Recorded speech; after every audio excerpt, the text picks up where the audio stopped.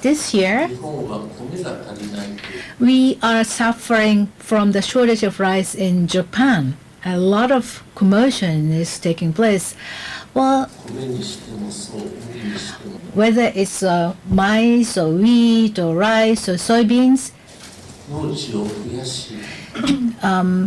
the world, other countries, in the world are increasing the field of the growth, but Japan is opposite. We are decreasing the production of those crops. It's a big problem. We have to have secure food supply supplied by the local growers, and that is a basic necessity for the government and for the country. In order to solve this problem, with African people, we would like to work hard.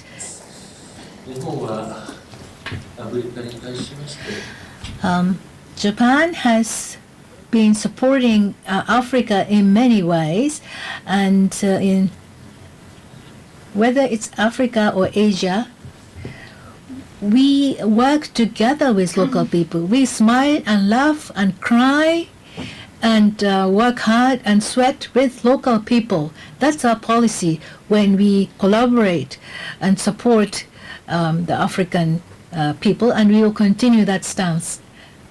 The happiness of Africa is what we have to realize, and that leads to the happiness of Japanese people. We have to have that in mind.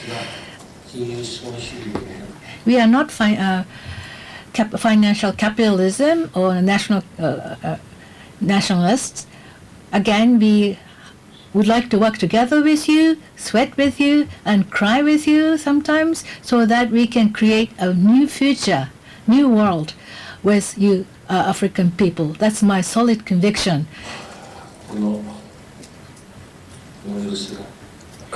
I hope that today's meeting or this event will be a very fruitful one. Thank you very much for your attention, and thank you very much. I heard the Prime Minister of Japan mention that you have challenges of rice. We believe there is an opportunity for us to contribute to rice production globally, and therefore leveraging on Japanese technology, Japanese expertise with Kenyan and African assets of land, of human capital, we can together solve the problem of food globally. For Kenya, we have reduced our import bill of food by $2 billion in the last 2 years because of investing in productivity, making sure that we have the correct seeds, making sure that we have the correct application of fertilizer, and supporting production. We believe there is an opportunity for Africa to contribute meaningfully to global food sustainability systems, that we can leverage on the assets, on the land assets that we have, on the human capital we have, on the green energy resources that we have, for Africa to contribute meaningfully to feeding the rest of the world. For Kenya, we are seeking to take our blue economy potential from, at the moment, about 20 billion Kenya shillings to 120 billion Kenya shillings. And we are working with local communities, making sure that we have equipment for ensuring that we can do exploitation of our blue economy resources, cold rooms, fish landing sites. We are working on how we can also do restocking of some of the areas that sometimes suffer from overfishing. And so there is a whole of ecological sustainability approach where we want to exploit marine resources, blue economy resources, but taking into account ecological sustainability. And that is why we're investing in the efficient, effective management and regrowing of mangroves along our marine ecosystems, and making sure that we not only deal with the challenges of food insecurity now, but also thinking about sustainability for the future. As is very clear to us, those of us from the African continent, we have some of the very largest assets, agricultural assets. In fact, it is estimated that 2/3 of the world's uncultivated arable land is in Africa. And that presents a great opportunity for partnership between Africa and the rest of the world, including Japan.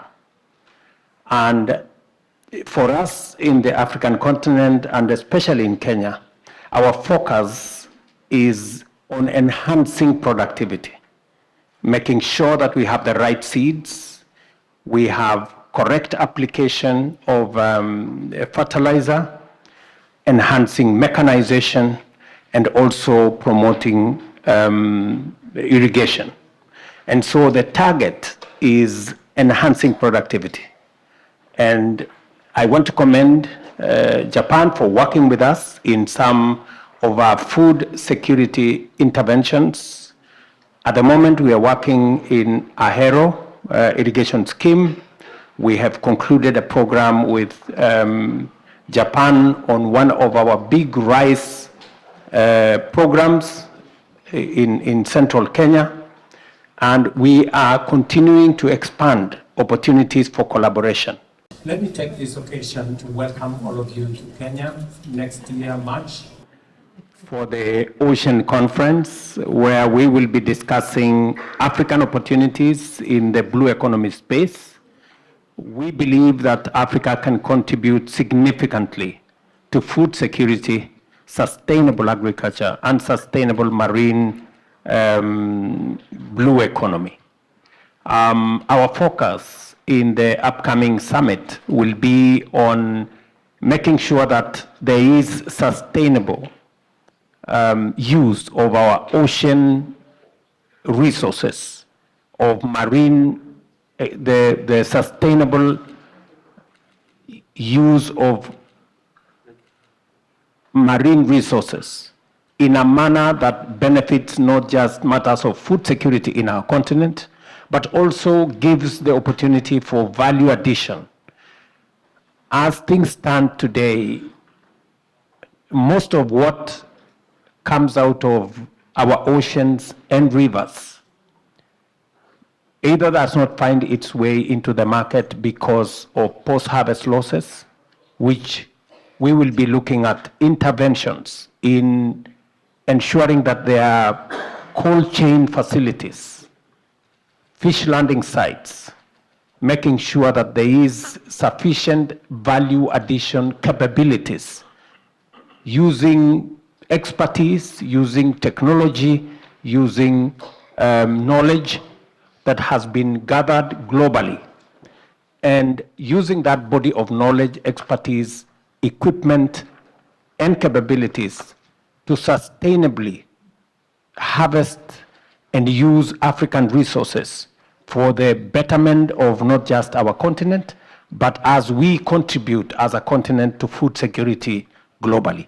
And therefore, this will be an opportunity for us to exchange experiences, for us to look into new knowledge, areas of research, making sure that we harness the body of knowledge that has been gathered for the progress of the world.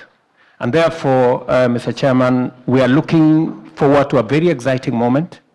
We will be asking Japan to see whether they can support the youth segment, because we intend to have a whole youth involvement segment.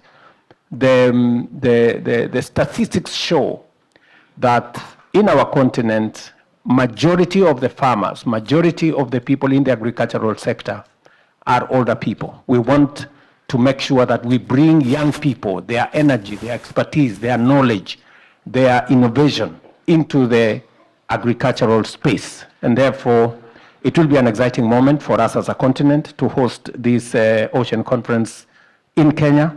And we invite Japan to partner with us as we work with the rest of the global community.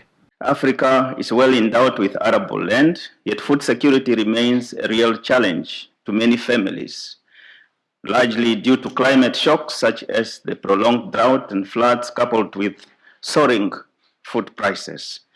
This calls for increasing investment in agricultural projects to enhance food security, accelerate food production, and reduce dependency. We need to embrace sustainable farming practices, invest in research and innovation, enhance access to technology. Technology transfer between Japan and African countries is therefore critical.